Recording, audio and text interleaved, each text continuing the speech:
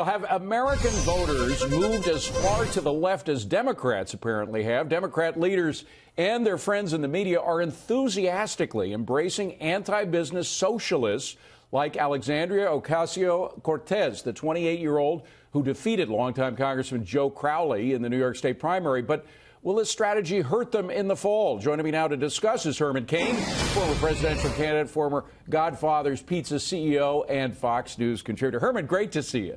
What do you Thanks, make David. of this sort of new policy? I mean, yes, there have been, obviously, Bernie Sanders is a socialist. He was running for president. But this is kind of an embrace for a much wider swath of socialists within the Democratic Party. What do you make of it? It is not a winning strategy. And I believe that the narrow lens of the media is presenting it as if it is redefining the Democrat Party. In my opinion, and based upon the feedback that I get, it is not. And here's why. If you look at some of the latest polls, like the Harvard-Harris poll, and if you look at the latest Real Clear Politics poll, it shows that President Trump's approval rating is getting better, and 10% of Hispanics more are approving of President Trump. Secondly, people are not stupid. The Democrats and the narrow lens of the liberal media, they think people are stupid and gullible, but they are not. Right. A lot of people are waking up to the fact that socialism is a losing strategy. Right. They want people to believe it's a losing strategy. The lady that you mentioned that won up in the Bronx is promising more free stuff than the whole planet can afford. So no, I think it is their, Exactly. it is their way of trying to get people to believe that socialism is the answer. Well, and you know, the thing is that Socialism- sometimes when the economy's really rotten, when we go through a recession, particularly like the last one we went through, people get desperate, and they may think that there's been a failure of the free market, but the economy right now is working on full cylinders, and it is going strong. Every day you see a new article today in the Wall Street Journal, in this economy, quitters are winning, a piece about how a lot of people feel so comfortable about the job market that they're quitting their current job in order to go up to a higher level, either a higher service or more money.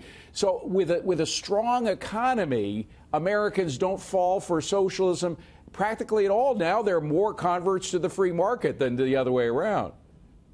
Absolutely. So with more and more people able to get better jobs, if they want a job, that is the key. I don't know enough about the demographics of her particular district, but remember, we've got 435 congressional districts across this country, Right. and all 435 of them are different. Maybe she has a constituency that feels as if they're not getting But Herman, a good opportunity. you have that. You're absolutely right. She has there is a far left contingent in Right. that part of the Bronx. I know it well. I don't live too far from it. But you have the chair of the Democratic Party, Tom Perez. He is the head of the whole organization, which is supposed to represent all 50 states. And he is calling this woman, Ocasio-Cortez, the future of the Democratic Party. So here's the chairman of the DNC calling a socialist, in her views, the future of the Democratic Party. This may be a bit strong, but he doesn't know what he's talking about. Now remember, this is the same But guy he's the chairman of the party, Herman. I know, David. He's the same guy who said Hillary Clinton was going to win, hands down, and he was running her campaign. I'm telling you that this is just part of their resist narrative in order to get people to believe that socialism is redefining the Democrat Party.